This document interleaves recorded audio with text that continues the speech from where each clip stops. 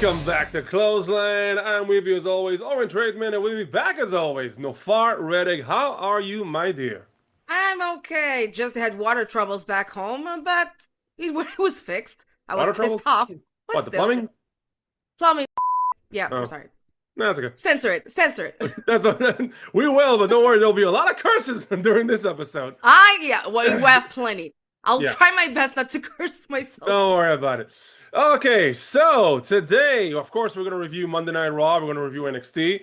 By the way, our apologies for missing SmackDown. Unfortunately, we are both under the weather. Yeah.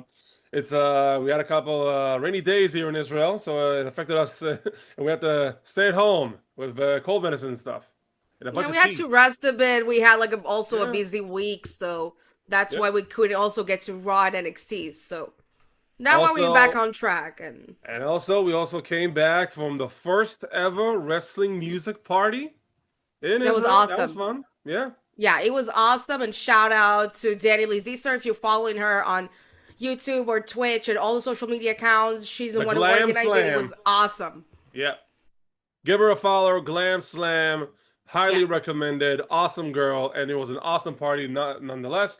Um, and hopefully this is only the beginning for many wrestling traditions here in the Holy Land. Yeah. So yeah. Must. All right, so like I said, we're going to review Monday Night Raw. We're going to review NXT, but there's a couple of news we have to talk about, and of course, the big breaking news from the Wrestling Observer, Nafar. What's going on? The one that I sent you earlier? This one? Yeah, that's the breaking news. Okay, so This this is like the this newest came news, so let's talk directly about it. from so this directly came from Shawn Michaels that he said himself that NXT Stand and Deliver will be the first time will not be held on WrestleMania weekend. It will be held on April 4th in St. Louis, Missouri. That means it'll be shifted out from WrestleMania weekend, like he normally does. Now, there are pros and cons here, but I want to hear your opinion about it first before I'll say. Okay, also for those who are doing the math, it is 2 weeks before WrestleMania. Yeah. NXT Stand and Deliver will basically be standing and delivering by their own, all by themselves. Like I said, there's a lot of pros and cons. Let's talk about the cons. The cons are that it's WrestleMania weekend. All eyes on the product, all eyes on the prize, and people who are not wrestling on WrestleMania are going to miss out on it. And I think that for people on NXT, for them to be associated with the whole WrestleMania weekend experience, it could be quite of a bummer. That is the only con I can find about this because there's a lot of pros when it comes to the moving NXT Stand and Deliver to a different date. And here's a lot of pros. Number one, do you know when the talent from NXT has to wake up in the morning of NXT Stand and Deliver? About 5 in the morning ish. Around 4, around 5 in the 4 or morning. 5 ish. Yeah, the event itself starts at around 9. So basically, they have literally nothing. They're probably going to miss the first night of WrestleMania because they have to wake up early, they have to get their routines together, they got to work on the card and the matches, and then perform, of course, and then afterwards they're probably all tired out, and they're missing the first night of WrestleMania. That's number one. Number two, ever since WrestleMania has begun their 2-day tradition, NXT has been lost in the shuffle because for the past couple of years, I think ever since WrestleMania 38, when they started doing NXT the morning of WrestleMania Night 1, or even the noon or the afternoon or something like that, it was just horrible because people who are attending NXT Stand and Deliver have approximately about 50 minutes or maybe 45 minutes to move from that venue to the bigger venue, and they're probably missing the first matches, and there's probably lots of lines.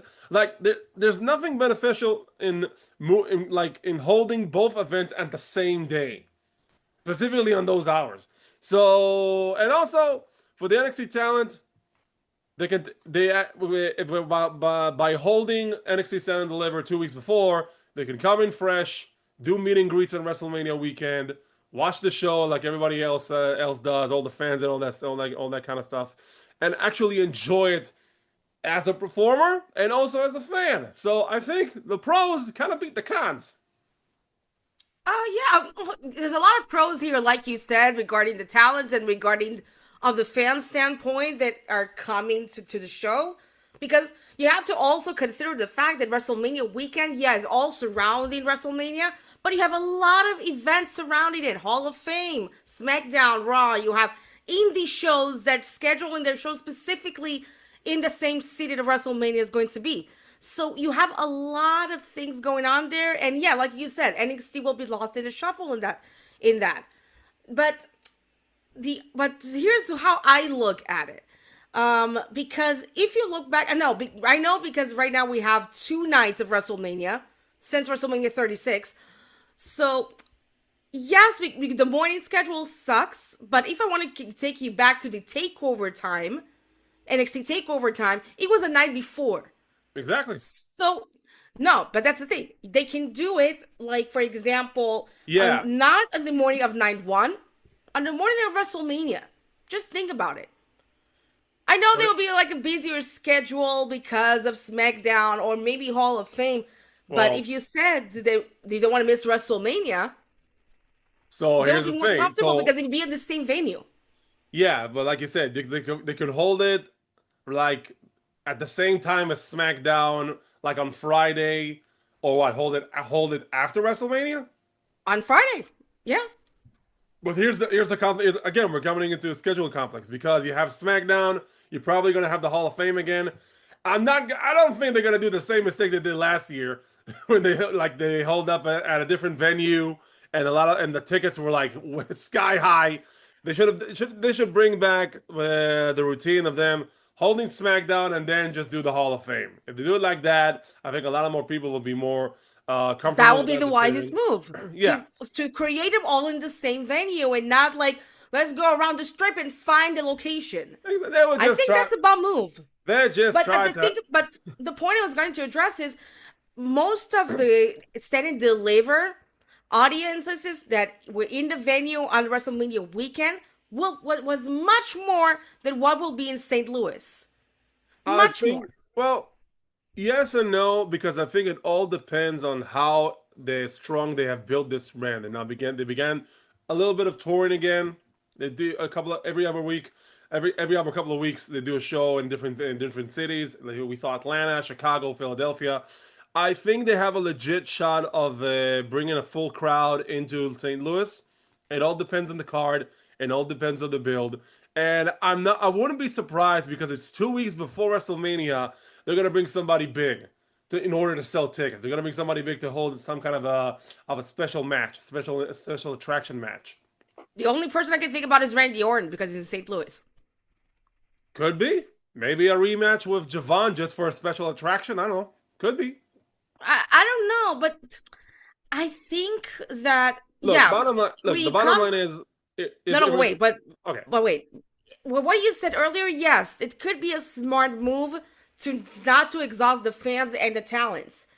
But I think if you go business wise, it could be a bad move. Because we all know that Stand and Deliver is NXT's WrestleMania. So it will kind of be like they're shifting themselves from it.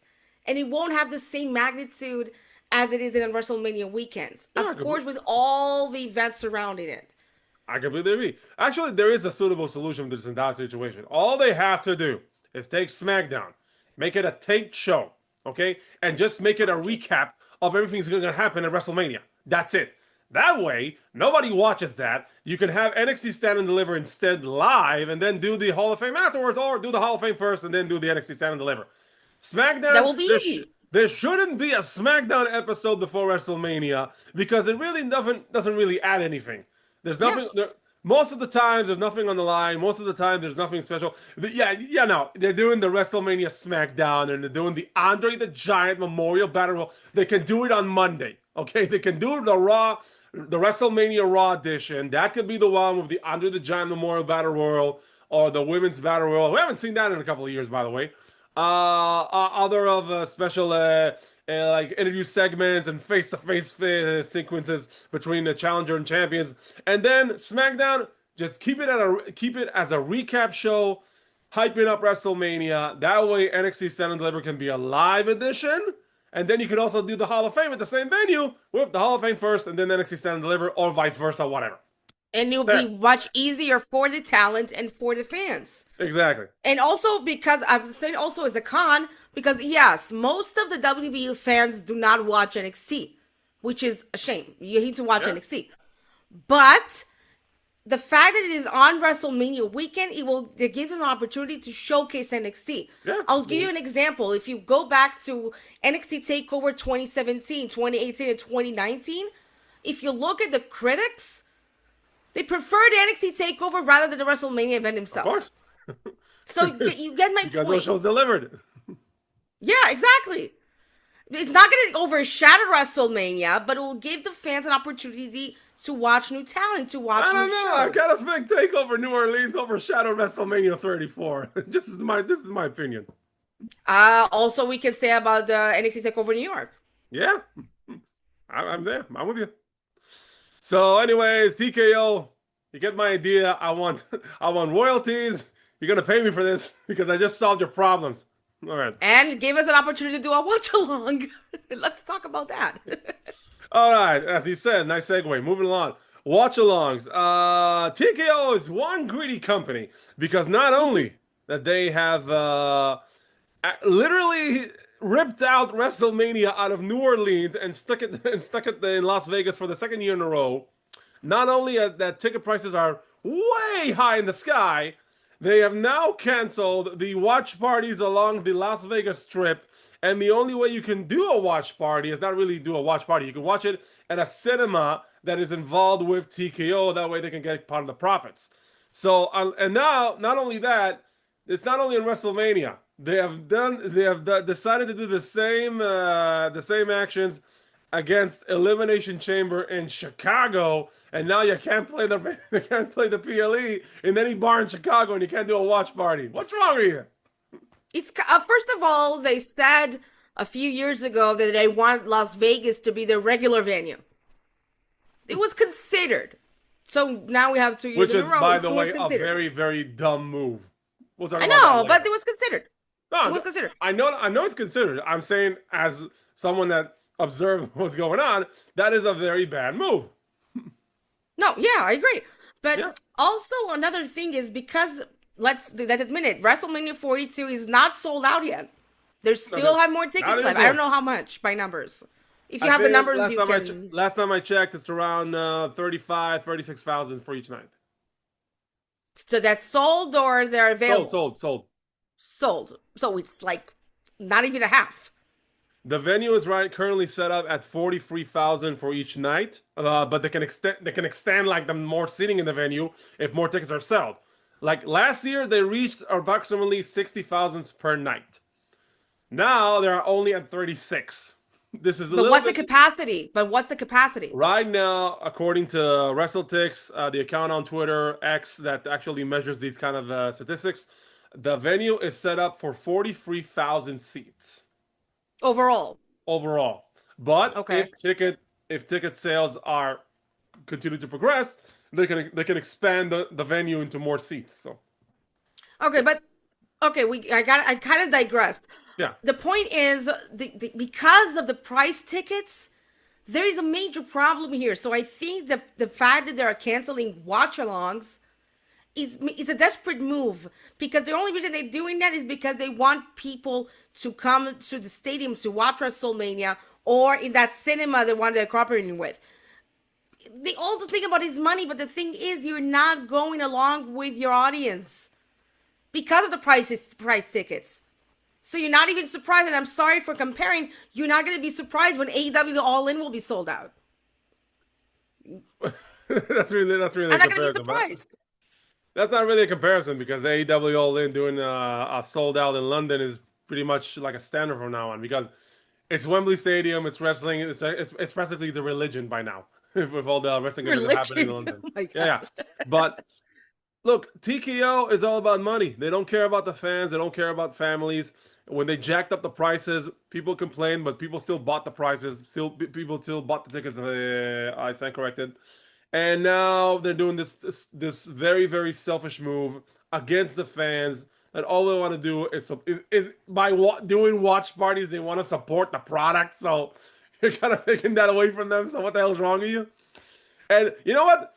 you wanna argue TKO's point saying, hey, you wanna see the event? Buy a ticket to WrestleMania. Fine, okay, right? Fine, I get that.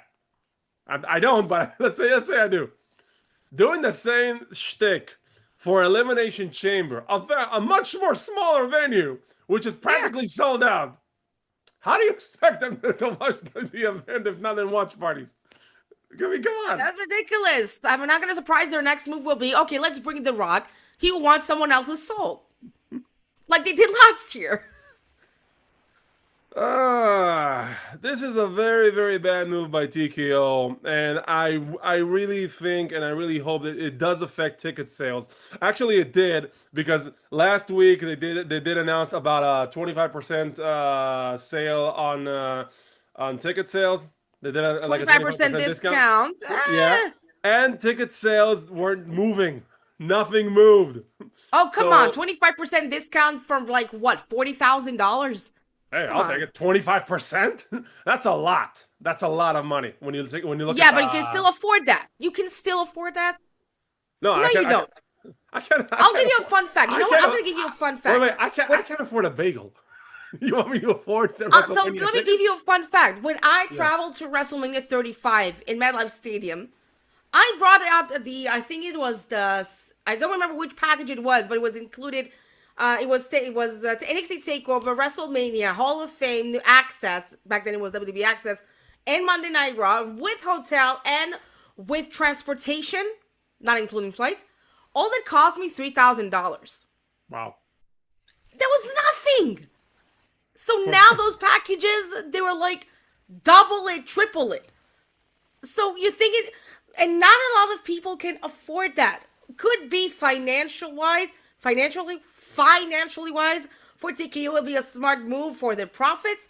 But if the purpose of this product is to entertain your audience, but you're doing a false move when you're giving the audience like they're going to be suckered. They think they will pay every price, if it's a mortgage price or sell your kidneys price to be in WrestleMania, or in any event for that matter. For me, it's a ridiculous move. As And a if we fan, are and if we are to believe recent reports, TKO is putting the blame on Triple H for tickets not selling. What? no, absolutely not. It's Look at the not him to mirror, blame. guys. Look at the mirror. No, okay. You know what? I heard a debates about that. Okay, because yes, we need to understand the majority of this. The problem here is the ticket prices, Of and course. who's responsible for the ticket prices? TKO, not Listen, Triple H. listen. If it was up to Triple H, the price will be the same as WrestleMania 35. But there's some people saying that also there's another reason for that is because of the current product status. Listen. I'll tell you something about the current the current product status of WWE, and this is factual. Okay, even during the most horrible times of this company, people still bought tickets. Yeah, we all know. Remember back in '94 until '96, they almost broke. They almost went bankrupt. We all know that. But ever since '97, '98. This product has been hot like metal, and even during the recent years, where everybody's complaining and everybody's moaning about this guy doesn't get any promotion, this guy doesn't get he doesn't get pushed, doesn't get that. People still bought tickets, even worldwide. Okay, so you could tell me this could be the worst WrestleMania ever. Sorry, if this you could tell me this could be the worst WrestleMania ever, but if ticket prices were reasonable, people would still buy tickets, even though the current product is not as hot as ever. That's what It's I'm a fact. saying. The majority of the problem here Yeah. is the prices So I can't or put the the price blame on. tickets. Like I can critique and complain about Triple H's booking all day long. And that's fine by me. But still, I would still, if I could afford it, I would still buy a ticket to WrestleMania to see what is going to happen at the next review because I enjoy watching the product. I enjoy watching WWE. But because TKO is a fundamentally business-wise construct, all they care about is money. All they care about is making money. They don't really care about who's winning who. So, bottom line, if they want to jack up the prices and people don't pay it, they're going to find someone to blame. So they're blaming it on Triple H. It's because you didn't put that guy against that guy. That's what I'm saying. It's ridiculous. It is As a ridiculous. businessman, it's ridiculous. It is ridiculous. It's actually funny. But never fear, because somewhere out there, there's a man who is plotting to buy this company back. Not really. Have you heard about this? I saw some people putting on a tweet from Vince McMahon to complain about the product. It's like, okay, I'm gonna buy it back. I understood it's fake. Let's debunk this ridiculous rumor. It all started from Jonathan Coachman, I believe, that he talked about Vince McMahon wanting to buy the company back. From there, this entire week, rumors have been circulating about the fact that there's some kind of, I don't know if it's a sports page, or if it's a website, or if it's an Instagram account, something called Sport Bash reported. It said that Vince McMahon has met with Saudi Arabia officials about planning to buy WWE back from TKO, and then he's going to turn the company private, all because he wants to bring back in business. And I'm like, are you kidding me? But I think but the tweet himself from Vince McMahon, I think it's fake. It's fake. Of course it's fake. And Jonathan Coachman just a couple days ago was on his podcast and he's saying, I heard the rumors, but I didn't really took notice of it. But then I talked to one of my sources, and one of my sources said, "Oh yeah, this is legit. Vince McMahon wants to be back." Come on, give me a break. They're not going to sell it back with the company. Vince Russo, right? Yeah, him and Russo, one of them. It's either Russo or Jonathan Coachman said he talked to his sources, and Vince Russo also said that John Cena wants to be in AEW. Really? Come on. What a joke. People don't fall for these kind of rumors. Come on. Yeah, you need to go on reliable sources and not just like any random page you see on your algorithm. Like for real, the only reliable sources when it comes to wrestling news content I actually follow, Sean Ross Sapp. I might not like the guy personally, but as a wrestling journalist, he is one of the best. Also, we got WrestleVotes, who are now, I believe they are working together with Fightful. You could say even PW Insider is pretty good. So, yeah, pretty much. Yep. All right, Monday Night Raw. It was a very emotional night. One of our members of our Ebro podcast team actually cried through the night. He couldn't take it. This was a night to celebrate the career of one phenomenal AJ Styles, and Michael Cole and Corey Graves start the episode telling us it's going to be a memorable night. When Gunther shows up and said, "No, we're not going to do this. They're not going to do this. Who cares about AJ Styles? It's all about me because I'm the greatest wrestler alive." And Adam Pearce shows up, starts yelling at Gunther to knock it off. And Gunther, that's why he's the best. Gunther keeps talking. He wants to finish his promo, and it doesn't matter with Adam Pearce yelling at him for like a minute. That was brilliant. He finished his promo till the last freaking word. So then Adam Pearce said, "I had a feeling you're going to show up and try to ruin this night. You are not going to ruin it. Security," and I swear to God, a couple of 8th graders show up trying to stop Be Gunther. careful. There will be a WrestleMania main eventer someday. Just saying. I'm sorry, the guys look like 8th graders, okay? And they're supposed to be a security team. So, no offense, guys. I'm guessing you are professional wrestlers, which I can't believe that. But you want to tell me that you're actual security guards? No. Oh, come on. Braun Breaker started as a security guard. LA Knight started as a security guard. Braun Breaker looks like a security guard, okay? Braun Breaker looks like an authority figure, okay? An authority figure. So anyways, so they try to hold back Gunther, and he's like waving to the crowd. "Yeah, I ruined everything for you." When Dragon Lee shows up, beats the living hell out of Gunther, and this makes Dragon Lee looks like $1 million. He looks amazing. He beat the living hell out of Gunther. He got like 1,000 points on that move. And then Gunther just, of course, he is selling it because, look at the size difference. Gunther can like give him one shot and he's like knock his head off. But he hasn't done anything. He just like. He made Dragon Lee look like $1 million, and it was fun. And that's the beauty of Gunther. He can make anyone look legit. And I'm not saying that Dragon Lee is not legit. He is legit. But if you want to make us believe that Dragon Lee has a shot against Gunther, this is the way to do it. and this was a very, very excellent booking by whoever's writing this, with Dragon Lee beating the living hell out of Gunther, avenging his long lost tag team partner for like a month, AJ Styles. So yeah, that was phenomenal. I think it was when was the last time he had a similar storyline? I think the last one was Pat McAfee. Now I think about it. Ah, you're talking about Gunther? Yeah, Gunther had something with McAfee that led to a match, and yeah. Yeah, but that was it. Most of his match with Cena and with Styles, for example, he didn't have like an actual storyline. With Dragon Lee, you have. Yeah, he also had it with Punk, when he lost the title at SummerSlam, so. No, I'm talking about the career killer. All right. Yeah, this is the first one that doesn't involve killing a career, unless you wanna tell us something. I don't know, Dragon Lee. You're planning on retiring or something? Nah, no? I think it will be like a filler match. If the rumors are true about Rey Mysterio, but that you'll have a month to figure it out. By the way, in the latest lines of retirements, Sarah Logan announces her retirement. Yep. She already said her last match against Gunther is going to happen on Saturday. No, not really. You're dying for that. Good. If you're going to announce a match between Sarah Logan and Gunther, I'm going to mark out.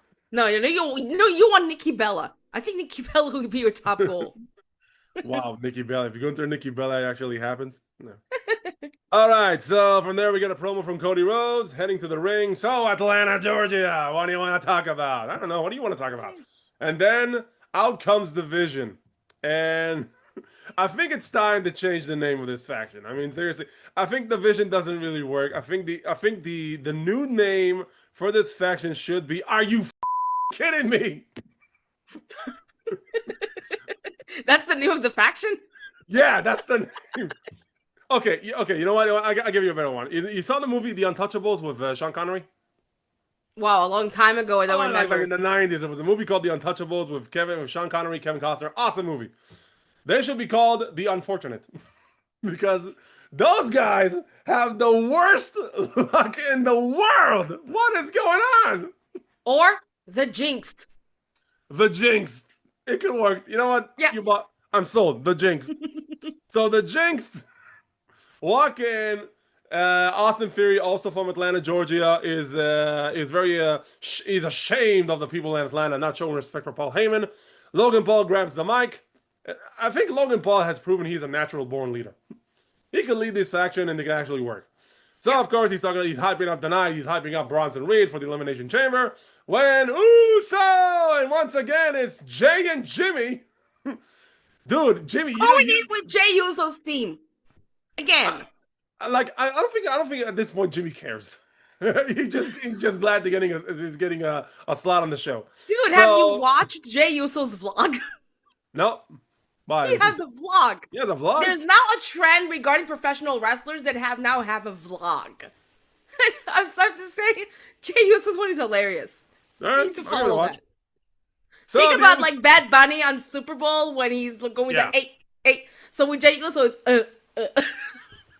constantly. Oh this should be a meme. That's it. 4 letters. All right. So the Usos come down to have Cody's back, and then we have our first match of the night. It is the qualifier for the Elimination Chamber between main event Jey Uso, Big Bronson Reed, and El Grande Americano. Overall, this was a pretty good match. Went back and forth. The crowd wasn't really into it. And then 2 things happened. Number 1, you had El Grande climb the top turnbuckle, heading for a headbutt with Jay Line on the other side of the ring. And he missed him by a mile. Okay? Yeah. Why not just drag him a little bit closer when you want to hit that move? I'm just saying. So he hit the headbutt, missing him entirely, but still tried to connect with him. And then Bronson Reed goes in to break up the pinfall. And he does it in a very awkward way. And through that awkward way, he somehow tore his bicep. And I'm like, dude, you have the worst luck ever. Why? Why couldn't he just kick him in the back? I don't know. It's unfortunate for Bronson Reed. Like, it's like... give us the update. This is what's circulating right now, that He's going to have to go through a surgery and will be at least in 6 months absence, meaning he will miss WrestleMania again. The third year in a row. For the fourth year in Fourth. a row. WrestleMania 39, he wasn't in it. He was in the Andre the Giant Battle Royal. He lost to Bobby Lashley. WrestleMania 40, he wasn't in it, but at least he won the Andre the Giant Memorial Battle Royal. WrestleMania 41, I think it was injured. And now this. For WrestleMania. No, but he was on 39. He won the Battle Royal. And no, he was on WrestleMania SmackDown. He wasn't on WrestleMania. It doesn't count. Yeah, I'm talking about the injured level. I think, yeah. In 41, he was injured because he's injured Survivor Series, and now this. It's a bad luck. Unfortunately, I feel bad for him. My heart just shouts out for that guy because that guy deserves to be at WrestleMania. He deserves it. Can I ask you a question? Sure. I noticed that on Dynamite, actually. Because Bronson Reed's nickname is Godzilla, like Australian Godzilla. Something like you know that, right? Excalibur said that Godzilla on Mark Davis. Yeah, because Mark Davis had that nickname. He stole his nickname. So Bronson stole Davis's nickname? Are you sure that Mark Davis's nickname is Godzilla? That's what Excalibur said on Dynamite. I'm pretty sure he said something else, like Markzilla, something like that. We can check it out. Something with a Zilla. I think it was Ozilla, and I started thinking, wait, that's not Bronson Reed's. Did you just stole it from Bronson Reed? Maybe. They could have. It was weird. All I know is I heard it with Mark Davis first. He said something and then that. And again, I digress. Let's go back to the match. So, Bronson Reed is down. He's outside the ring. Mennick's already taking care of him. The referee throws the X sign. And then you can just hear the entire crowd go, oh. And then like like people say the whole evening just went down. People lost their lost their love for life when Bronson Reed got injured. Jey Uso wins the match, and then he didn't really celebrate winning the match and qualifying for the Elimination Chamber. But but that's okay, because you know why? Because now I'll tell you exactly what's gonna happen. This is gonna happen word for word. This is a prediction. It's not even this is a spoiler. You're gonna have the Elimination Chamber. You're gonna have two guys starting the match. Jey Uso's gonna come in at number 3. He's gonna beat those guys up, and then right in the middle of the ring, he's gonna do this stupid thing again. His stupid shtick. They're gonna hit the music, and then the fourth entrant would enter from this cage. This is exactly what's gonna happen. I think that's why the fans at Atlanta were going because they knew what the result will be. Oh my God, this is gonna happen! No. Okay, tell me why Grande Americano wouldn't fit in that match. Why? I had a different scenario because I really thought El Grande should win, but then the other El Grande should take his place. I don't care, but with Jey Uso, we had the same complaint about Rhea Ripley because she's the tag champion, and Jey Uso doesn't need that. Well, come on, they called it in the air, and Jey Uso's a bigger name than El Grande, so I get why he's in the match. Please. Yeah, even though the original plan was to Bronson Reed to Bronson was supposed to win this. Yeah. Oh my God. I'm sorry. I mean, I thought a Grande Americano, now that he returned from an injury, he will have a greater momentum. Put him in that spot. This is so Jey Uso doesn't need that. This is so sad.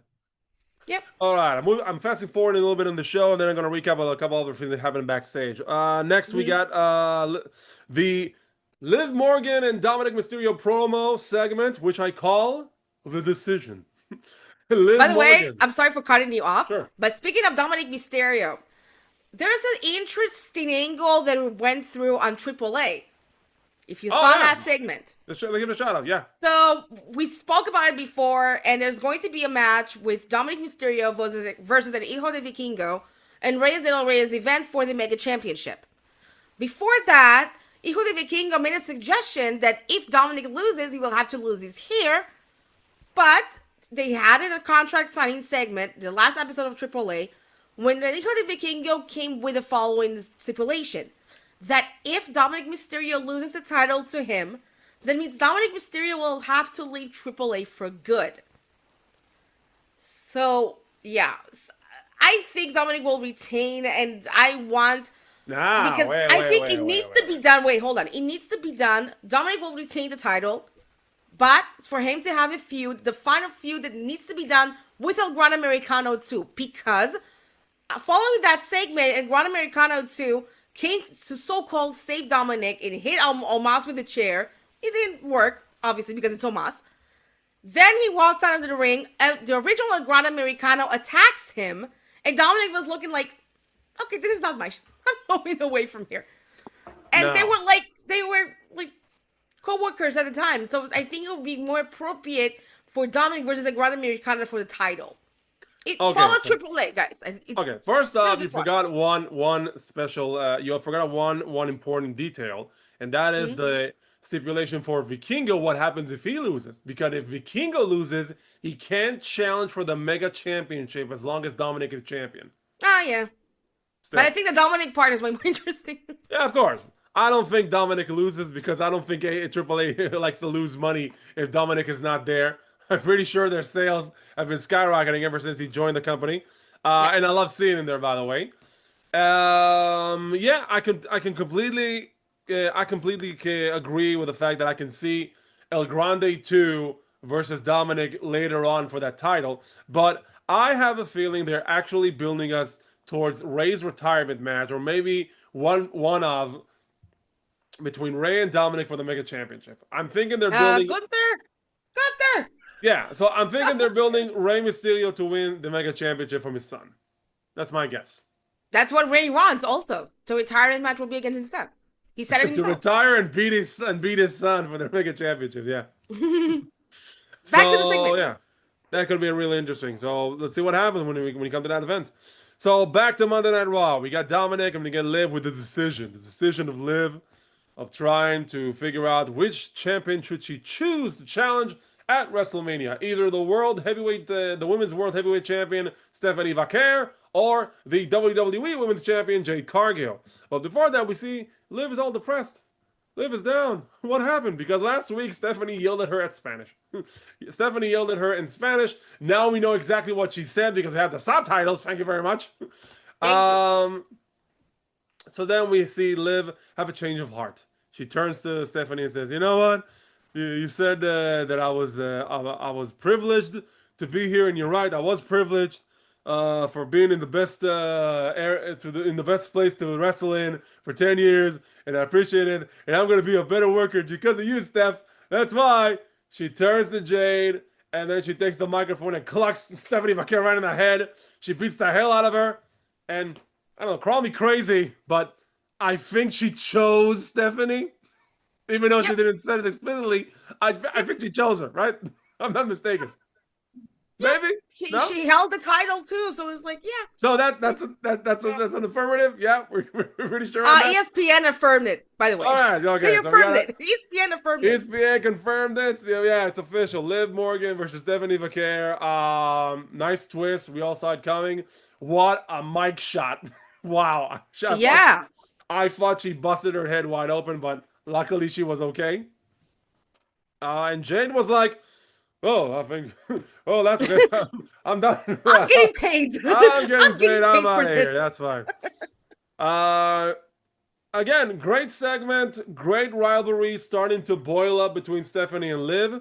That's what we needed for this storyline. Not just a challenger and a champion. We needed some emphasis on why Liv is challenging Stephanie, and now we had that additional fuel to the fire with Liv being really, really mad at Stephanie for calling her privileged. Yep. All right. Afterwards, we see Javon backstage with the worst T-shirt on Mankind. 6'7"? Why? Stop that trend. Please stop that trend. It's ridiculous. Anyway, that leads to a match later on. We'll talk about that later. Okay, what was this? Maxine versus Natty. I'm at a loss for words. I don't even know what to say about this. What were you trying to do? It was weird. First of all, Natty came into the ring during commercial break. That's one. And two, that spot where she pushes Maxine to the pole. and she was like passed out, and it was like, what? And it wasn't shoot. It wasn't a shoot. She wasn't really passed out. It was all part of the storyline. What? Yeah, I noticed that because when she kicked her to the pole, Maxine was her style was weird. It was like, No, oh, I I'm mean, gonna twist now, and I'm gonna do pep.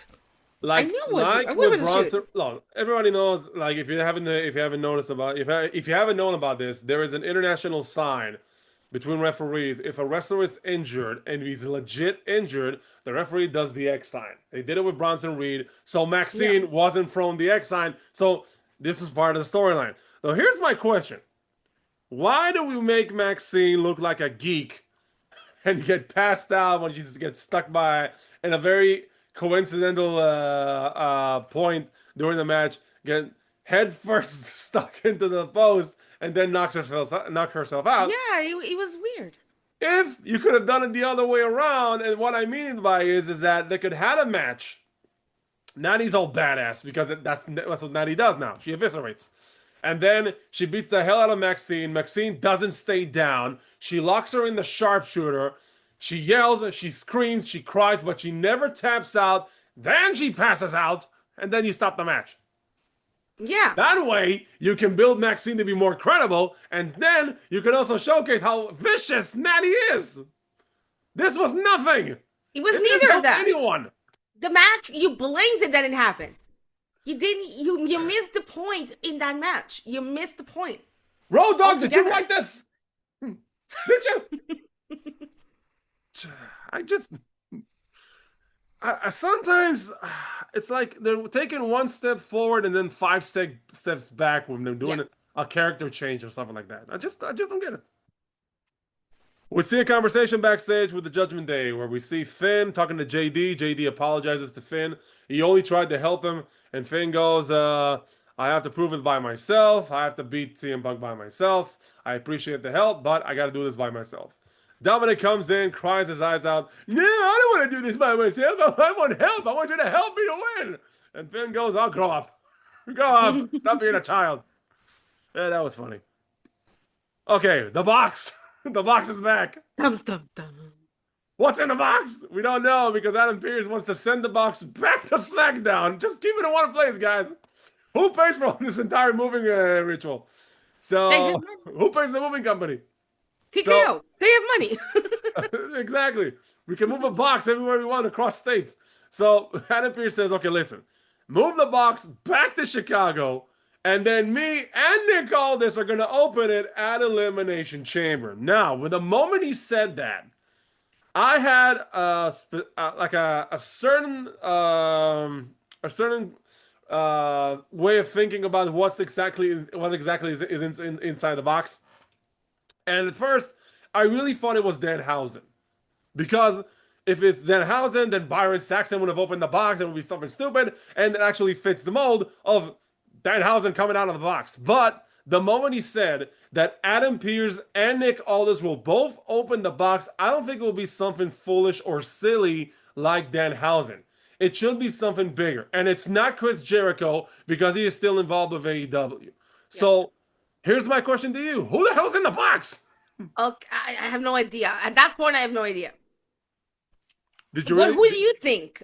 I thought it was Danhausen because it fit the mold. But the moment he said that both GMs are going to open the box, it's got to be something bigger than Danhausen. Because if they open the box only for Danhausen to show up, it's like, why are you wasting our time? We're general managers of two very respectable TV Yeah, that's brands. what I'm saying. So if not Danhausen, then who? PCO, maybe. I don't know. PCO? Why? No. Who? Okay, who? What kind of a wrestler with a serious persona comes out of a box? I have no idea. So we got nothing. Perhaps he's not a human being. It's something else. I don't know. What, the gobbledygooker in the version 2 of 2026? No, the back it was the Raw general manager, the laptop. If you remember. Hornswoggle. I don't know. Hornswoggle, or I don't know. Okay, promo by Brock Lesnar and Paul Heyman, and they announced the following: that Back in years past, there have been two traditions for WrestleMania. Number one is the World Championship match, and the second was the Undertaker's undefeated streak. And that's before Brock Lesnar had to ruin the whole damn thing. So we're gonna start a new tradition this year, and that is the Brock Lesnar Open Challenge. What that means is, here are the dates that Brock Lesnar will be appearing at on the road to WrestleMania. We got the March 16th, March 23rd, the 1st of April, I think, and another one in April. Like 4 or 5 dates. And he said, Let me check. something like that. So anyways, Paul Heyman says, if anyone wants to challenge Brock Lesnar at WrestleMania, show up on that date, and then you and him are going to have a match, and he's going to demolish you because he is Brock Lesnar. Now, here's what I'm thinking. Okay, we got 4 dates, 5 dates, something like that. So what? You're going to bring us, let me guess, Akira Tozawa, R-Truth, Kit Wilson. They're all going to get demolished by Brock Lesnar. And then finally, if the fans have their way, we're going to get Oba Femi. If the fans don't get their way, we're going to get LA Knight. And I'm not saying LA Knight versus Brock is going to be a bad match. I don't want to see LA Knight get demolished by Brock Lesnar. So no, the fans also chanted Oba throughout the entire segment. So it's got to be Oba. It can't be anyone else. Maybe Kit Wilson, but it's got to be Oba. It's got to be Kit Oba. Wilson. I just Brock said. Lesnar was like, I don't want that match. It would be like, I just said it's gonna be 4 guys. It's gonna be Akira Tozawa. It's gonna be R-Truth. It's gonna be Kid Wilson. They're all gonna be bugging Brock Lesnar each and every week until finally Oba Femi steps up and challenges him at WrestleMania. That's the. By the way, Fightful are currently reporting that Danhausen is indeed the favorite to be the guy in the box. Okay, so it is Danhausen, and I'm like, really? Fine. I wanted it to be Danhausen, but why couldn't it just involve Byron Saxton or something like that? So fine. Okay. I have no idea. But regarding the Open Challenge, I hope he will be over. Not LA Knight. Because LA Knight, yeah, like you said, he will be demolished. Yeah, but don't forget, we also saw teasing tonight for a match between Rusev and Oba. That's a match I want to see. So I want Rusev Day back. He's gonna come back. He's bringing the t-shirt again. But Oba versus Rusev. That's a match I want to see. This will be an epic match. Hopefully on the road to WrestleMania. If not WrestleMania itself. Who knows? Okay, the dates that Brock Lesnar will appear will be March 16th from San Antonio, March 23rd in Boston, March 30th in New York City, April 6th in Houston, and April 13th in Sacramento. So that's 5 days. You say, no, they're going to have something show up. Yeah, okay. Yeah. We see Javon defeat Kofi Kingston. I got nothing to say about the match, but the match was okay. A very, very boring promo by CM Punk. God, this promo was. It was unnecessary. It wasn't necessary to do that. On a night like this, to hype the match that we all know what the outcome will be. Please. I know you wanted to build up Finn Balor, and then Finn Balor had a very beautiful video promo. But to have this promo on the night where AJ Styles and Punk says himself, "I don't want to take much of your time," and then he just rambles on for almost 10 minutes, dude, just let it go. Yeah. And then we get.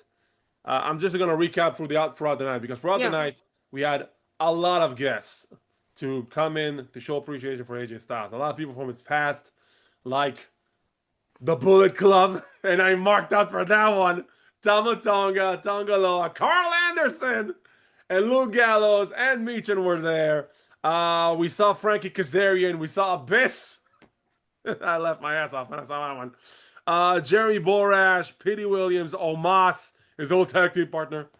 Bobby Roode, Shinsuke Nakamura. It was really, really exciting to see all these guys show in and show respect for AJ Styles. You know, okay, here's a question for you. If you know this. There was a guy in the ring. I'm going to talk about this later on, but specifically on this. There was a guy in the ring when AJ was hugging everybody, and he was standing there looking like wearing like regular clothes and all that. Do you know who that guy was? That guy was Air Paris.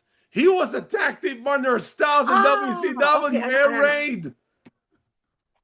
Unbelievable. I can't believe we found that guy.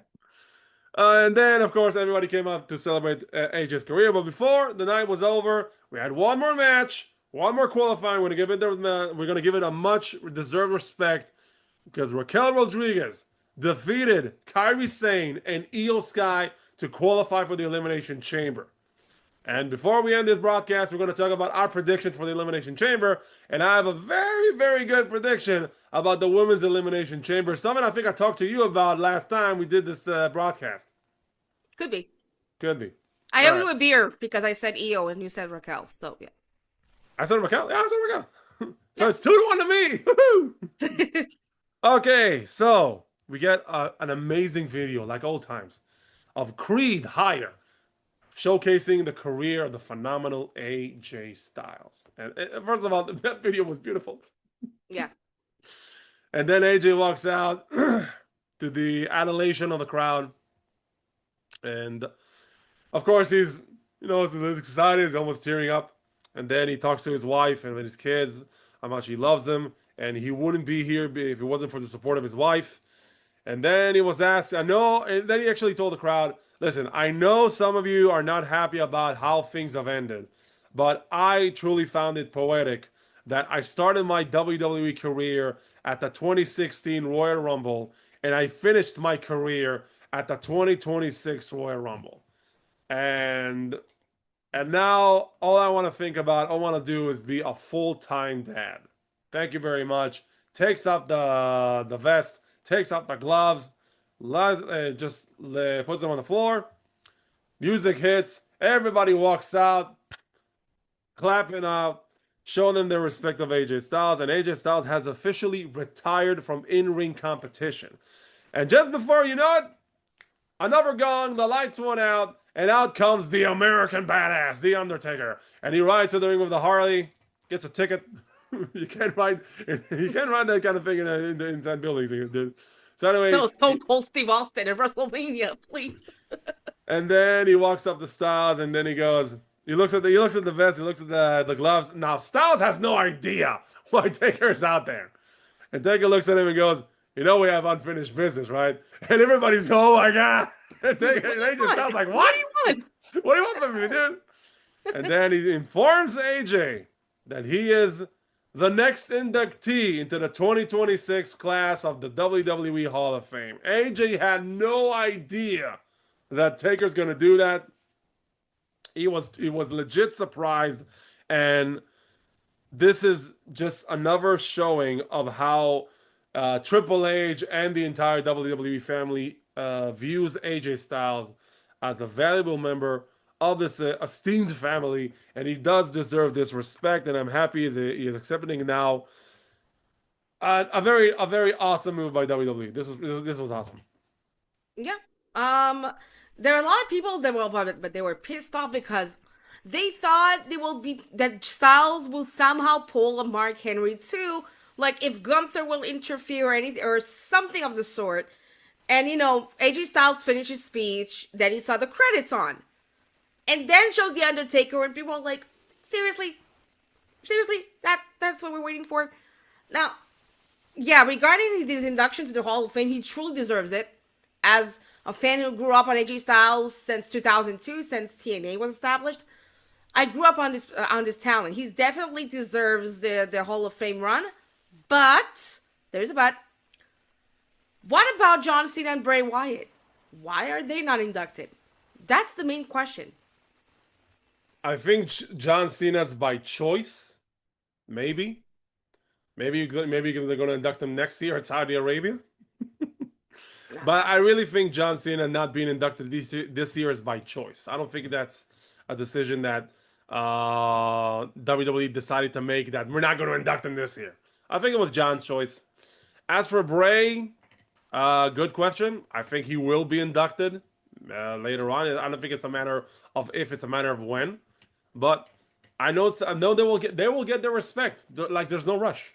It's okay. Because a lot of people are thinking, okay, they should have been inducted already, and then it's again Styles deserves the induction, but they wanted to do it with Bray Wyatt for years, ever since 39, and it still hasn't happened.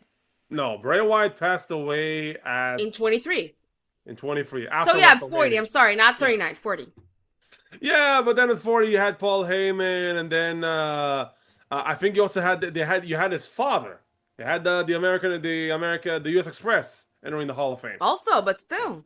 Still, Bray could enter this year. I'm just saying that I think they actually think about the fact that some people deserve more focus than others, and they want to steal a spotlight from anyone. And if AJ's in, they can't put Cena in because then he takes out the spotlight. Um, I'm guessing Cena maybe next year, or maybe The Rock next year. But Bray will eventually enter the Hall of Fame. I'm not worried about that. Also Cena. But doing it with AJ right now, even though you can look at it financially and say they blocked him from going to AEW, you could say that. But bottom line, I think this was a very great move by WWE to acknowledge him as one of the greats. I don't think it's related. You know that? I think No, it's related here's the because thing.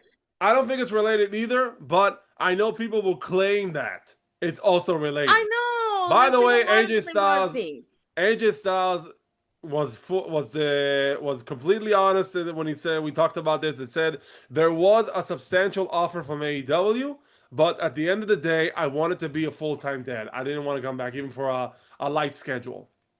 There's also a skit during the Being the Elite that Christopher Daniels and the Bucks want to congratulate Styles. So Christopher Daniels says congratulations for entering the Hall of Fame, and then Matt Jackson says, "Yeah, I tried to text you, but you changed your number." Yeah. I don't know if it's real or not, but take it for what it's worth. Yeah. But yeah, we have to thank AJ Styles for a tremendous career. I mean, I wouldn't say that his run in WWE was similar to his run at New Japan or TNA for that matter. I grew up watching him on TNA. He shined at TNA. I still think that he could have closed full circle Oh yeah. in TNA. I think it'd be much more fitting, but he did amazing. He had an amazing career. While people, while teenagers hung posters of Backstreet Boys or NSYNC or whatever, I hung AJ Styles posters. So think about that. I mean, I grew up on this person, so it will be a bum to not see him in the ring again. But we have to thank you for everything you've done, really. And as a wrestler, as a human being, is the most humble human being that you can see that even through his characters. He's very humble. So really, from the bottom of my heart, thank you, AJ Styles. Thank you, Alan Jones, for everything. Really. Also, P.S. Your hair is amazing. Your hair There is was a meme absolutely also, by the amazing, way, dude. but he was shouting out at his wife, Wendy. And there was like, where's Samoa Joe?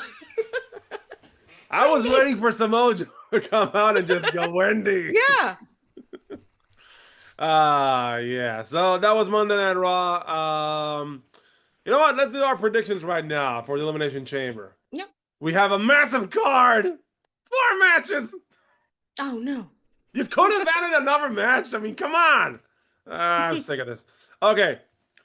Let's run the card. Number 1, we got the World Heavyweight Championship match: Finn Balor versus CM Punk. Now I always do a 2-question part. Number 1, who's gonna win? Number 2, are we gonna get some kind of swerve, twist, turn, or whatever? No. So the first question: who's gonna win? Nah, it's pretty obvious it's Punk. Punk All right. retains. Okay. So I'm saying we're gonna get CM Punk winning, getting injured, and we're gonna get a swerve. Punk is getting injured? I'm just saying. I got a feeling. Punk is getting injured before Mania. All this talk about him not getting injured before Mania, I'm guessing he's gonna get injured before Mania because this Mania is gonna get cursed. Nah, I doubt it. Remember WrestleMania 32? That WrestleMania was cursed and plagued with injuries. I'm guessing 42 is gonna be the same. I got a feeling. We already lost Seth. We lost Braun. We lost Bronson. Something's up. Something's in the air. Something's in the water. Don't drink the water, guys. Just don't. So anyway, Punk wins. Okay, now for the swerve. Are we going to get a swerve? Okay, so I think to make this storyline more interesting and not doing, let's run it back the way that he lost the title. Don't do that. No. We're not doing that. No, not that kind. Not that kind. But I think after we saw the segment with JD McDonough and Dominic Mysterio on Raw, there will be a turn. There will be a turn. If it's mid-match, post-match, there will be a turn. At first, my initial thought is Dominic is going to screw Finn Balor from the match. Now I'm thinking Judgment Day, total turn on Balor. Yeah. JD is gonna break. JD and Dominic are gonna cost him the match with the support of Raquel and Liv, and he's gonna get thrown out of the Judgment Day. That's my call. I don't care. Just make it happen. I'm Because I guessing don't, I that. don't think it will be like a regular match like they did on Belfast. The Punk will retain, and that's over. There's something needs to happen with Judgment Day already. So I'm yeah, guessing that's my call. I'm guessing Judgment Day are gonna turn on Finn. That's how CM Punk retains, and then afterwards that leads to Finn Balor versus Dominic at WrestleMania. yeah, Because that conversation with JD about him saying, "Oh, I just wanted to help Be- you," and Finn saying, "I want to do it on my own," that's why. so he basically disrespected JD. So yeah. That's why. All Hmm. right. Becky Lynch versus AJ Lee for the Intercontinental Championship. Who wins, and are we going to get not even a swerve, but where does this lead to? Because the rumors say that this leads to a match at WrestleMania. So who wins this one, and then what happens at WrestleMania? What's your guess? Okay, I can go for two options. Even All though right. we have to go to reports that this match is sealed for WrestleMania. Either way. So it's either AJ Lee will win the gold because it's in Chicago, then we'll get a rematch and Becky wins at WrestleMania, or Becky will retain but she will cheat in some way and AJ will notice that, and then at WrestleMania AJ will take the gold. So if I have to go on the one option, Becky retains and AJ will take it WrestleMania. I'll go differently. I'm going in reverse because I'm saying that AJ wins here and Becky wins it back at WrestleMania. That's my call. But it's a real short reign. Yeah, What for? because AJ doesn't really need the title, and right now Becky does. So yeah, Eh. that's my guess. Now we move on to the Elimination Chambers. First, the women's. We have Tiffany Stratton, Rhea Ripley, Kiana James, Raquel Rodriguez, Asuka, and Alexa Bliss. I'm going to give you two choices. You can pick two women and then also two men, like your favorites to win this match. And you got to give me a reason why are these two are your favorites. Yeah. With storyline reasoning, stuff like that, and all that. Yeah. Yeah. What do you got? Okay, so we'll start with the women's.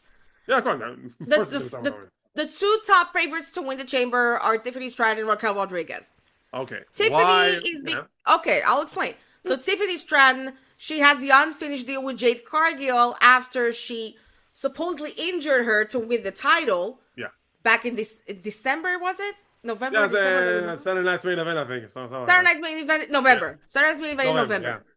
So she didn't get her rematch for the title, and she supposedly injured her even though she took a time off, which is fine. But storyline wise, it will be more fitting for Tiffany Stratton to get that rematch at WrestleMania. But Raquel, on the other hand, I think it could go either way with Raquel Rodriguez, and here's why. Raquel can go to WrestleMania to face Jade for the title. That means she will add another title to the Judgment Day, despite the fact that they are in different brands and despite the fact they are both heels.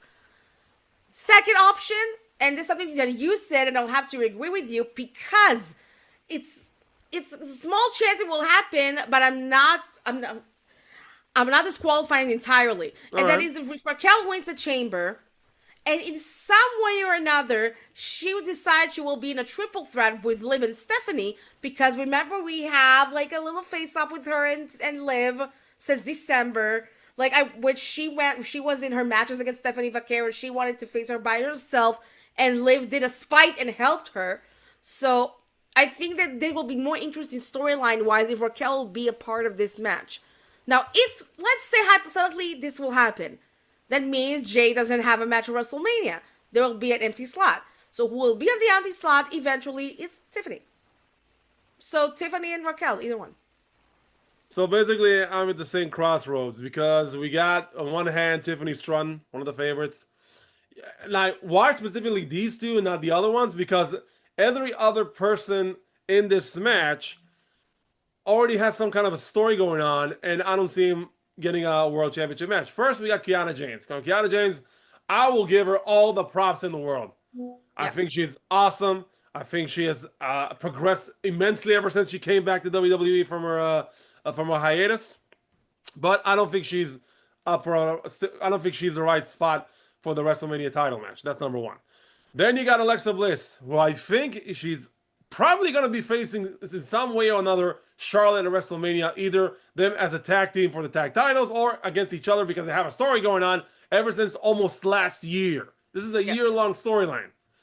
Then you got Ripley, same scenario with with the Io Sky, and they're on the World Tag Team Champions. I don't see her winning this matchup. Who else we got here? Asuka. Asuka could be an option. I mean, we could have. But she has a storyline with Kyrie. Yeah, but you could also progress that storyline with Asuka versus Jade, and Asuka's telling Kyrie, "You gotta make sure I'm gonna win this match." And then because of Kyrie, they're finally turning on Asuka. She loses to Jade Cargill at WrestleMania, and then you get the rematch from King of the Ring last year. The King and Queen of the Ring, whatever that is. Or Night of Champions, whatever you want to call it. Who else we got there? And then we got Raquel, and we got Tiffany. Tiffany, like you said, the rematch, the story built itself. She wants to get the title back from Jade. However, when you put into consideration the fact that Tiffany announced that she's going to be entering a bodybuilding competition, and I think the schedule is very near WrestleMania, I don't know if that's going to work. Depends when it will be. And of course, the mindset, because entering a bodybuilding competition is not an easy feat. I have friends in the industry. They've told me exactly what it takes. It's a lot of effort. It's a lot of hard work. And, getting ready for a WrestleMania main event, I call it a main event, a WrestleMania title match, and this kind of a competition is not to take lightly. So I don't know if I don't know if she'll be able to juggle both things. And then you're left with Raquel, which to me seems like the obvious scenario because of the fact that if she wins, she could do the bigger twist of them all and cash in her opportunity, not against Jade, but against Liv and Stephanie, and then you can still get Tiffany against Jade. That's what I said, yeah. Yeah. So, yeah, I completely agree. And then we got the men's Elimination Chamber. We got LA Knight. We got Randy Orton. We got Cody Rhodes. We got Javon Evans, Trick Williams, and main event Jey Uso. God help us. All right, two favorites. For Jey Uso, you said earlier, he will enter number 3, kick, do a lot of super kicks, do a run it back. I think straight afterwards he'll be eliminated. Hopefully. Now. But okay, I will give you my final 2, and those are Cody Rhodes and Randy Orton. And here's why. Cody Rhodes obviously is the top favorite to win because of his storyline with Drew McIntyre and with Jacob Fatu. But however, Randy Orton has with Cody and with Drew also a storyline.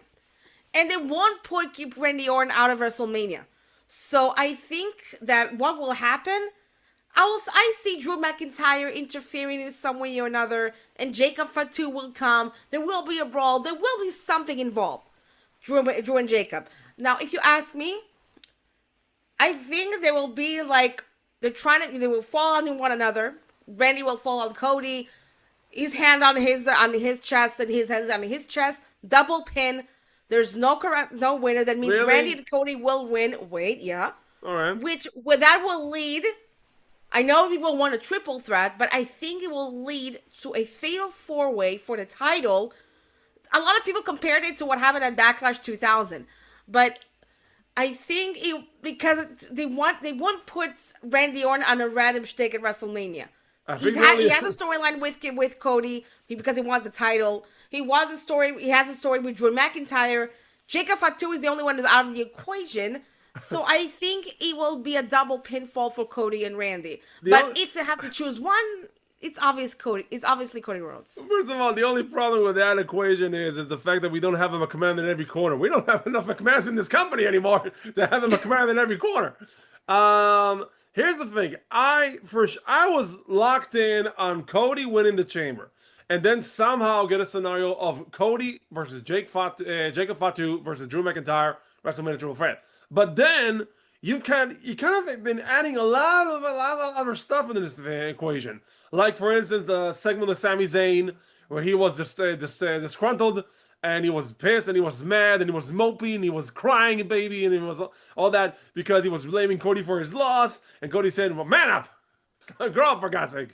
And then Sammy said, you know what, you're right. And then we saw a little twinkle in his eye saying, I'm going to kill Cody Rhodes. He's going to turn him, he's going to stab him in the back. So that seems to me, maybe he will be a part of it, or we're getting something different entirely. Wait for it. Then we get Aleister Black versus Randy Orton. Now, for some reason, Drew McIntyre interferes in the match, and he clunks Randy Orton. Why would you clank Randy Orton if you already have a feud going on with Jacob Fatu and Cody? You don't need this. So now everybody's thinking about, okay, now we get people talking fatal 4-way, 5-way match, 6-way match, 7-way match. You know what? Let's do it. Let's do a Royal Rumble. Let's do a Royal Rumble where Drew McIntyre against 29 other guys because Drew McIntyre's attacking everybody. He doesn't even care. So Randy could win this, and then we can have some kind of a swerve of, like you said, fatal 4-way. Maybe add Aleister in the mix. Maybe have Sammy. You know what? Screw it. Let's do Elimination Chamber again. WrestleMania with 6 guys. Here's the thing. I have no idea what's gonna happen. I find this curveball brilliant by the fact that people are really talking about what the hell's gonna happen in WrestleMania right now. Because if this leads back to just Cody versus Drew, they have rickrolled us in the worst way possible. But if this leads somehow to Jacob versus the Cody versus Drew, I'm happy with it. If it leads to anything else, also happy with it.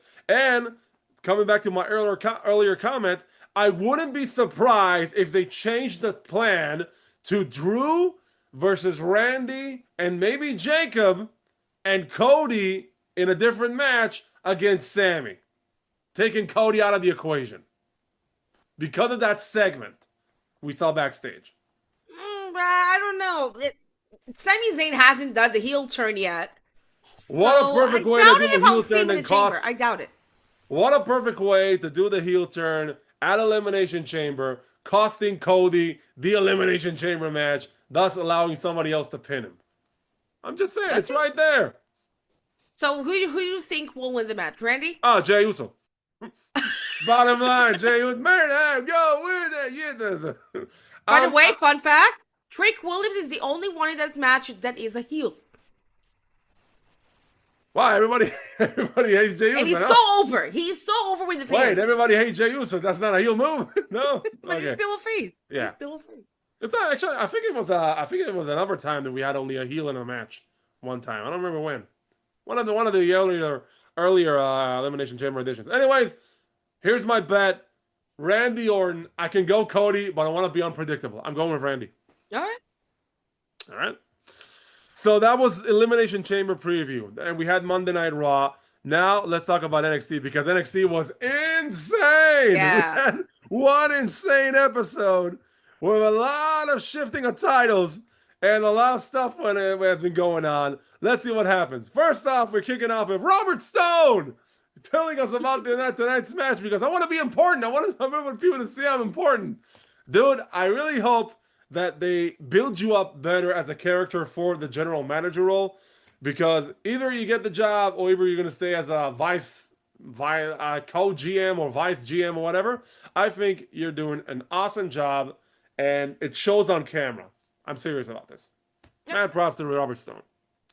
The first match of the night, World Tag Team title match, The Vanity Project versus Dark State. Exactly. Swipe left. Right? Or what? Was that left or right? The tag team is swipe right, but the fans always swipe left. Oh, yeah. So wait, that's what they were chanting? Swipe left? Swipe left, yeah, because their tag team name is Swipe Right. Yeah, I Tinder, so that says Swipe Left. I just couldn't understand exactly what they were shouting at the team. By the way, speaking of shouting and stuff, if you caught it online, people have now been uploading videos of WWE 2K16 at 26. Sorry about the entrances and all that. Yes, Booker T can be heard on those entrances, and he is annoying as ever. I can't believe it. Oh, yes. Oh, God. I hope we can replace him with Wade Barrett. Okay, so we get the tag match. It's an okay tag match. And in the end, Scuffle and Tony D'Angelo attacks Osiris. And we got new tag team champions. The Vanity Project. Unbelievable. And Tony... Okay, storyline-wise... It makes sense. Complete sense. Because of Tony D'Angelo's story with Dark State, makes sense. But if you over pushing Vanity Project, I have a big problem with NXT when you have new stars that are coming, they are pushed to the moon like too quickly. It happened with Roxanne Perez. It happened with Stephanie Vaquer. It happened with Ethan Page when he won the title like 2 weeks after he made his debut. It's like you over pushing people. Like OTM, why OTM didn't get the shot? You know what I mean? It was too quick for Vanity Project. It makes sense storyline wise, but OTM deserves it better. Well, here's the thing. I think when you look at the structure of NXT right now, having a tag team as obnoxious, as selfish as Swipe Right or the entire Vanity Project, having them as the World Tag Team Champions actually makes sense with either OTM or Hank and Tank, coming after them, because that actually makes as a more compelling storyline as for the tag team titles. Because as Dark State, they already had this thing with Tony, and he doesn't work with partners right now. Well, that's what I said. The storyline makes sense. Storyline-wise makes sense. But I prefer another tag team to take the titles from them. Who would you prefer would have won the tag team? OTM? Exactly. I think they just build momentum, and I think they would get a bigger pop when they beat the Vanity Project for the titles. They already have a big pop. That's the thing. No, I think they're going to have a bigger pop when they win the titles from the Vanity Project. Because that could be. Because you see, they already built the program with them. Because you see, wherein the Vanity Project stole a victory from them, and then they stole the victory from last week, and now they won the tag team title. So now we're building the feud between the OTM and Vanity Project. As for Dark State, I have no idea what the hell's going on with that team.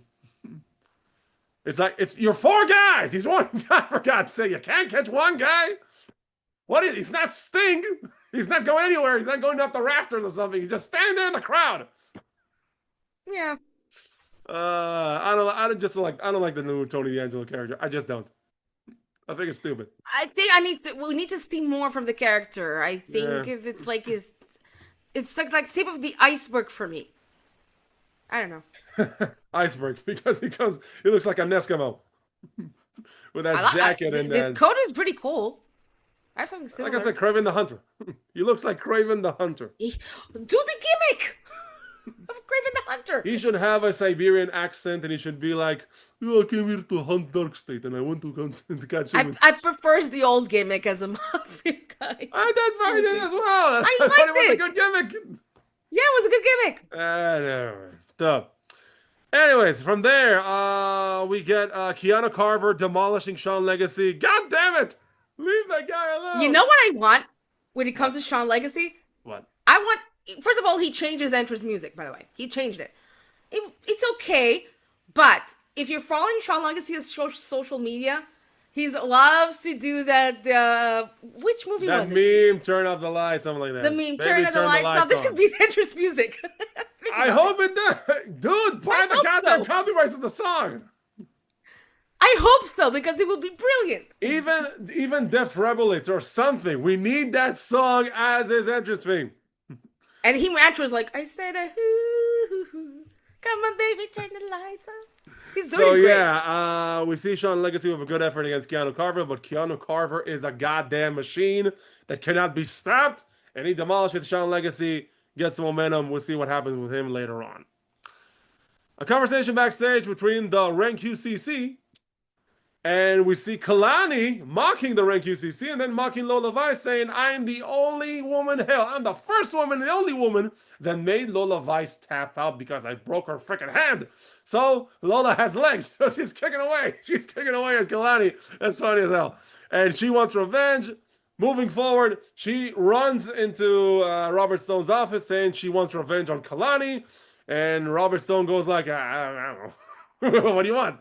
And then Lola just proclaims, give me an underground match. God damn it, we're back to this again. But those who don't know, Oren hates the underground matches. It's a stupid concept. It's a concept that they stole from Josh Barnett. Okay? And it doesn't work. It never worked in WWE. It doesn't. But we have to justify it because it's in the game. Yeah, so yeah, we're gonna get it again. Lola Vice versus Kalani Jordan in an underground match at Vengeance Day. Yay. I would have preferred a hardcore match, but you want to do the underground thing, so yeah, whatever. The next match is a Speed Tournament Championship match between Jasper Troy, the champion, against Eli Knight. Yay. Yeah. He should be like Eli Knight. Yay! Something like that. And Elio LaFleur. Now, here's okay. I want to recite a rant by Brian Alvarez, and you tell me if you agree with that rant or you prefer the current structure of the Speed format. Okay? Okay. The current Speed format is regular matches are 3 minutes, championship matches are 5 minutes.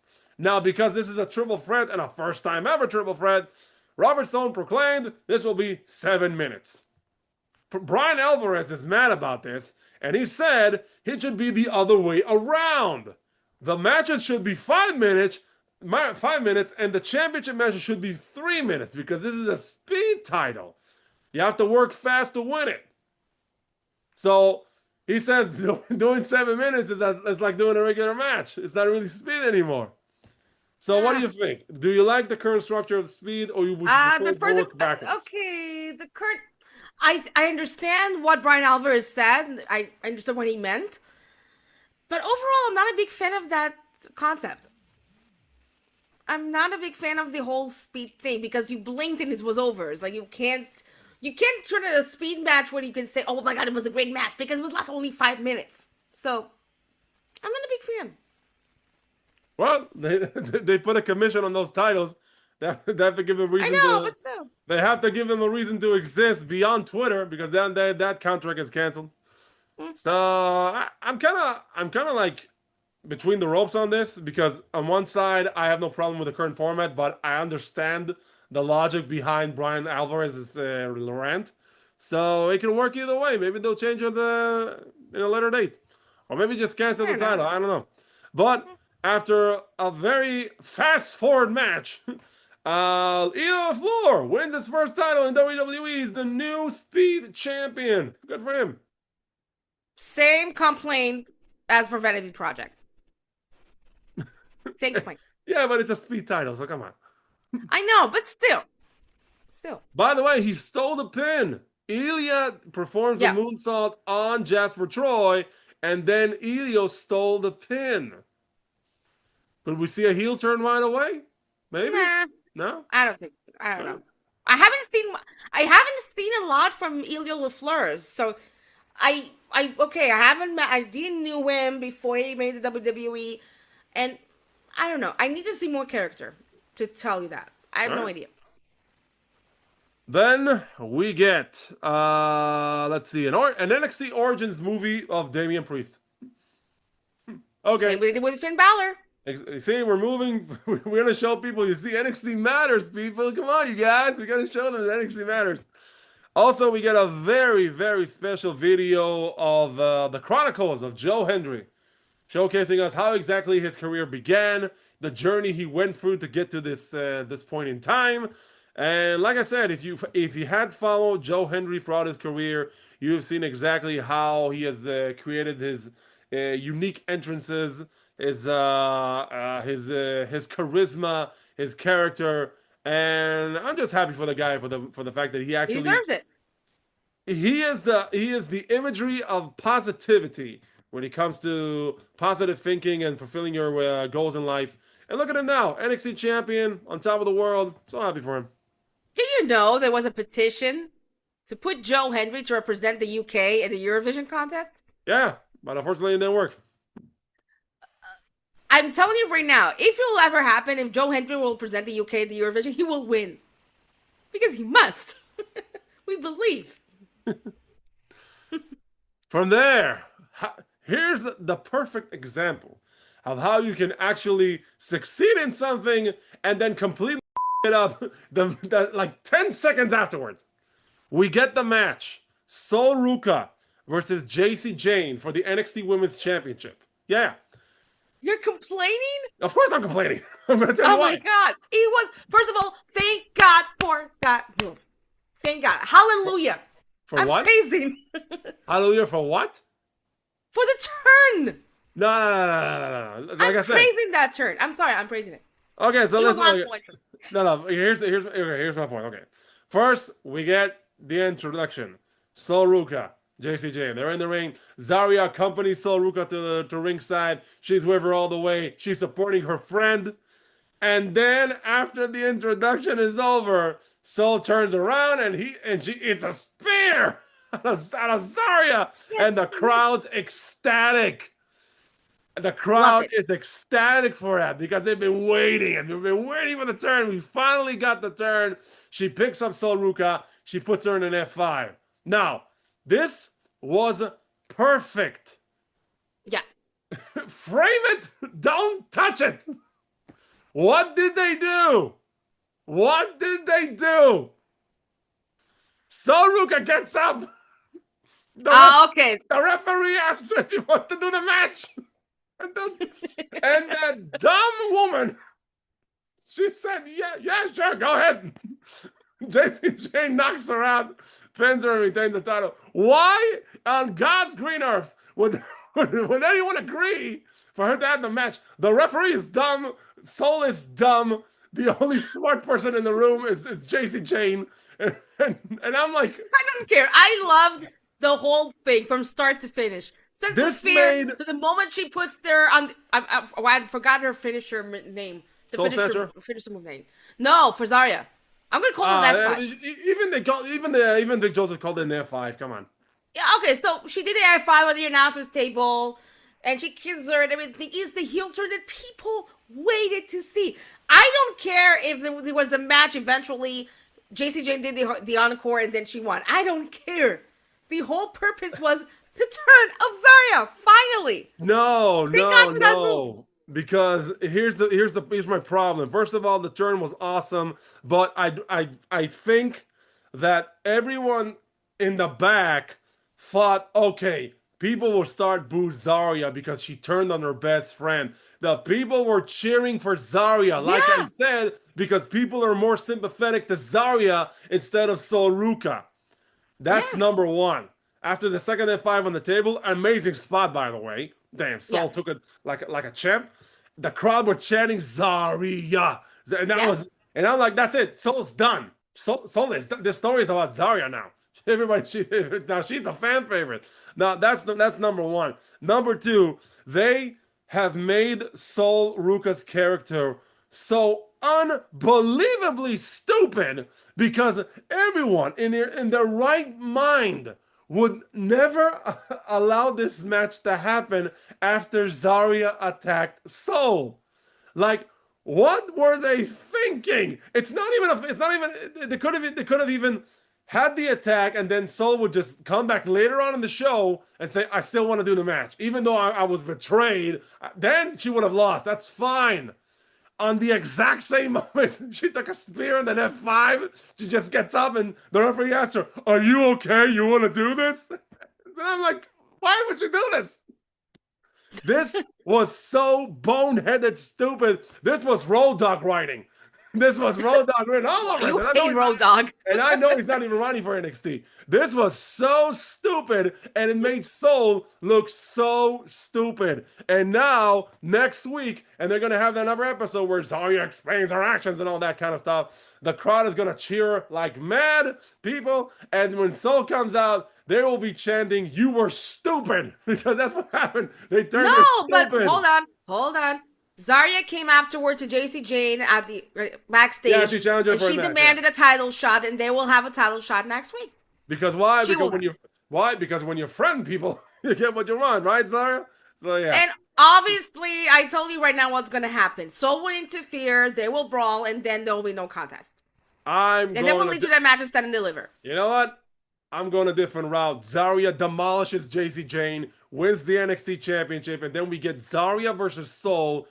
I'm guessing on Vengeance Day, and then Sol can go on to the main roster, because in NXT there is some kind of a very insane method that says before we bring up the character to the main roster, we destroy it completely. They did it to Javon. They're doing it to Sol right now, and I'm guessing something happened like later on in the night, but that wasn't really too that bad. But that's the way they're thinking. Let's demolish this character entirely because nobody cares what happens in the main roster. They just know that they were in NXT. They wouldn't look back and say, "Oh, look, Sol looks completely like a dumb blonde that she actually agreed to do the match." I mean, this By is the way, you heard the rumors circulating that once Sol Ruca will go to the main roster, they will do a repackaging?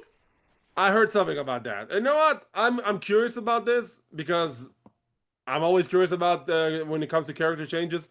I actually have no problem with the way she's presented right now, so I'm really curious about what exactly they want to change. What the music? They're gonna give her a heavy metal, a very bad label heavy metal kind of thing from Def Rebel. I don't know.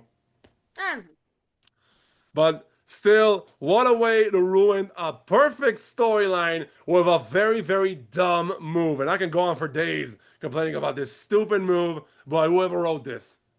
Just bad. He blames Road Dogg till tomorrow.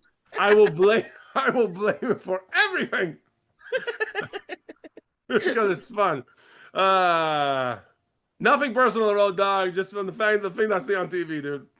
Okay, promo from Tatum Paxley saying she wants to talk with Easy Dame. That leads to a fight.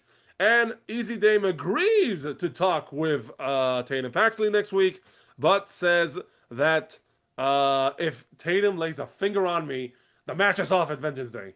So Robert's No, but this was a stupid part. Yeah. Tatum Paxley was all emotional with the crowd, that you're talking to the crowd. Easy Dames comes, and she's going towards her direction, which looks like they're going to have a brawl. No, lights out, Blake Monroe enters for a match. What? That was weird. God damn it, John. God damn it.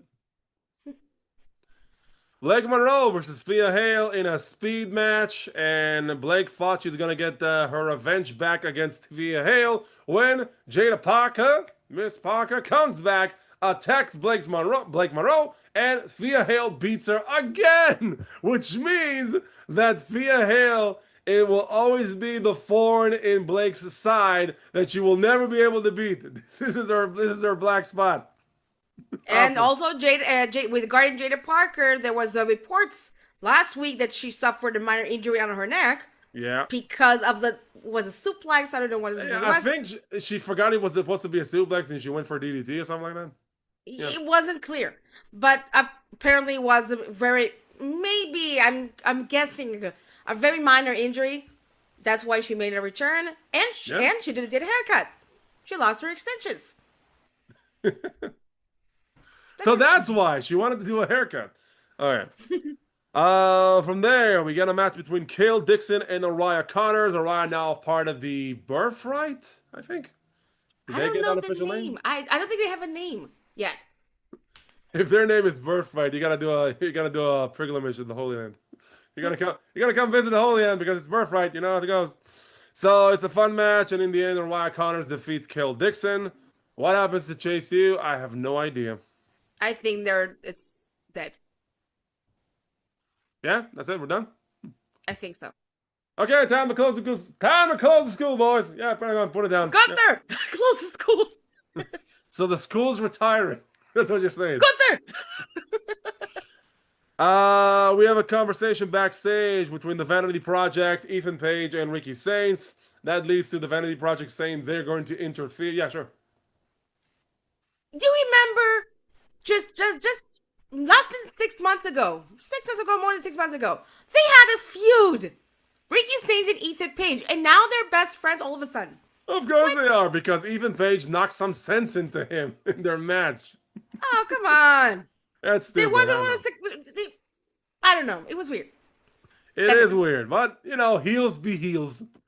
So then we see the Vanity Project talking to Ricky Saints, saying we're going to help out Ethan Page. And then they're supposed to go back to their car, and Hank and Tank and Shiloh tore apart their car or something like that. He was holding the steering wheel of the car. Yeah. So then they went at it backstage, and from there we move on to the main event. We got Ethan Page versus Miles Bourne with a new T-shirt. MB. And a new music entrance. And a new music entrance. And he's Milton Bradley, the toy company. No, sorry. Yeah, MB, Miles Bourne. Good match. Miles Bourne looks like $1 million. Ethan Page looks like $1 million. And then, near the end of the match, all hell breaks loose. We got the Vanity Project, we got Hank and Tank, we got Shiloh Hill, then we got Ricky Six trying to help Ethan Page. That doesn't make any sense. But Joe Hendry comes in, takes out Ricky Saints, and in the end, Miles Bourne with a zigzag after Ethan Page hits his head in the exposed turnbuckle. Zigzag or birth, what do you call it? Born again? Born again. Pins Ethan Page, and Ethan Page loses the North American Championship. Miles Bourne wins. Fun fact, he didn't surpass Oba Femi's title reign. He did 273. 273. He didn't surpass him by longevity, but he did more title defenses than Oba. Yeah, but if you look at the title reign, he was this close to break Oba Fate's title reign at 273. They're tied. That's what I said. He didn't pass him by longevity, but he did more title defenses. That's the difference. Yeah, I don't know. Yeah. So Miles Bourne, the new North American champion. You can just see Taven Heights backstage going, I'm so happy for the guy. Heel turn. Yeah. I think Miles Bourne deserves it. Yeah, I think he definitely does. He's a tremendous athlete, and I think that there's a lot of great potential for him. With Ethan Page, if you saw that segment with Ricky Saints, they were working on his ankle. So I think he's probably has a minor injury on his ankle. If you notice that? They wrapped his ankle I think he was selling the injury from last week because, I don't know. He knows how to sell. But other than that, think Ethan Page is main roster ready. That's first of all. He's main roster ready. I think he must do that. But I think now they will try to elevate Vanity Project, so they'll do a shtick together. I don't care. But regarding Miles Bourne, I really want to see more from him character-wise. Even if it's a heel turn, I don't care. I need to see more character from Miles Bourne.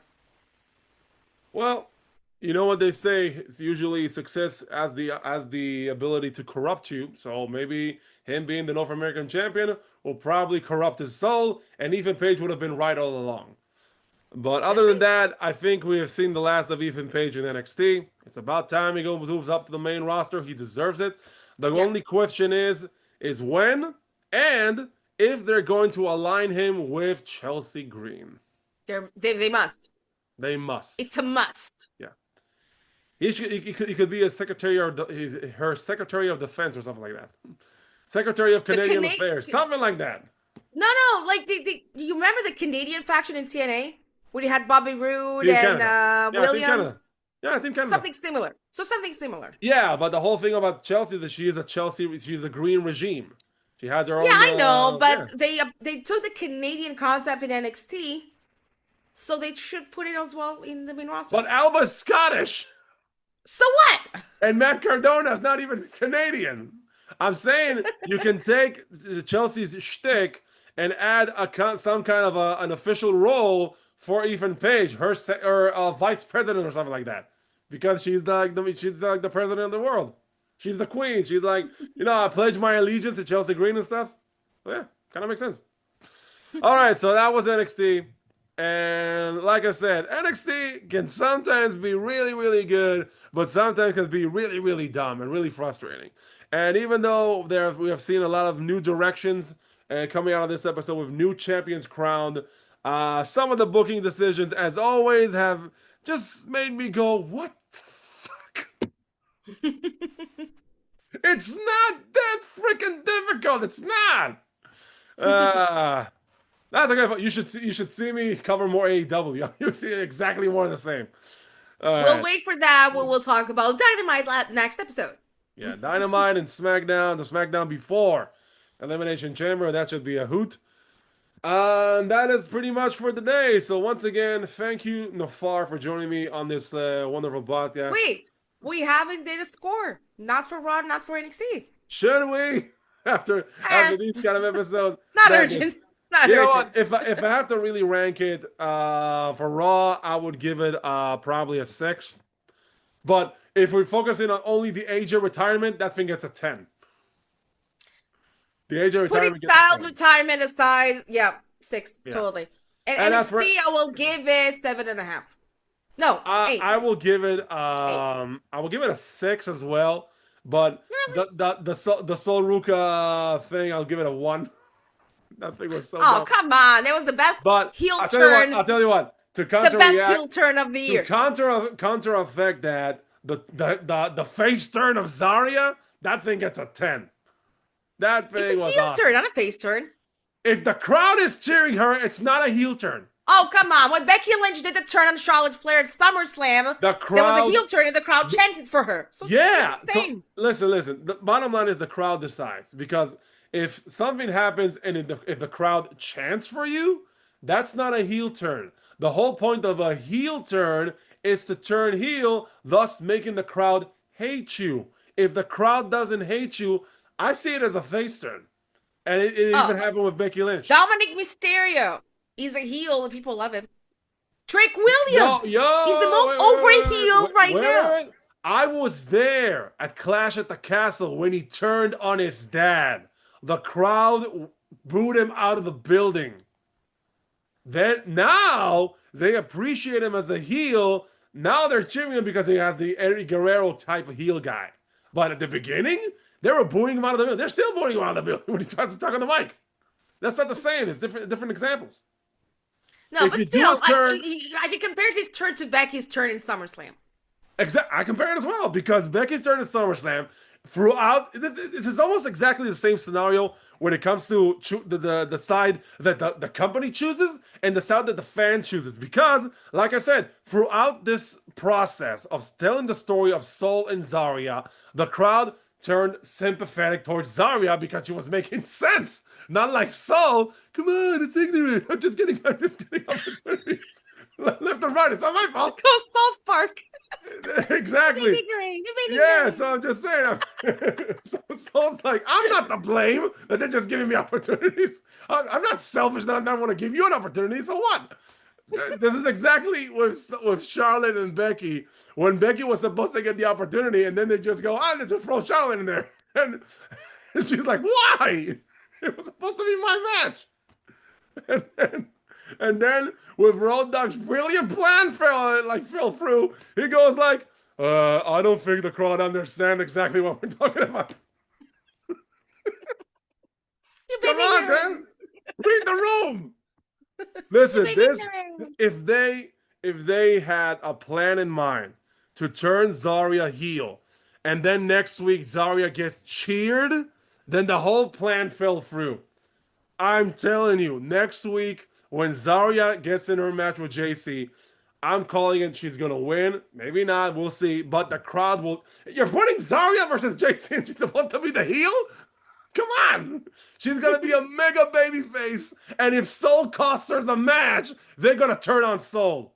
This is one of the worst booking decisions ever.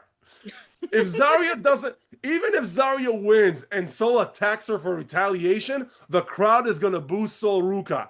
This has gone completely off the hinges. This is now, I can see the escalation of a bad decision after bad decision after bad decision. This was a very, very dumb move, and I can just see it in front of my eyes. This is it. Let's see how it goes next week, but they will do something. I think Sol will interfere some way. If Sol interferes in any way, and their master plan is to turn like Sol mega babyface against a heel Zaria, it's a bad call. Sol should not interfere in the match whatsoever. Sol should just stay away from her for a week. Have Zaria win the title and then challenge Sol for a match. Because if Sol retaliates next week in any way, before the match, in the match, during the match, after the match, the crowd will boo Sol Ruca. I'm telling you, it's gonna happen. And if it happens, I'm gonna be right here next week and saying, I told you, I freaking told you. Let's see. Let's see. All right, people, that's enough for tonight. So we'll see you next time on another podcast of the Clothesline IL. Thank you for watching. Thank you for subscribing. Thank you for your support. And I hope you enjoy our wonderful rants and our crazy talks about professional wrestling. We'll see you next time. Bye.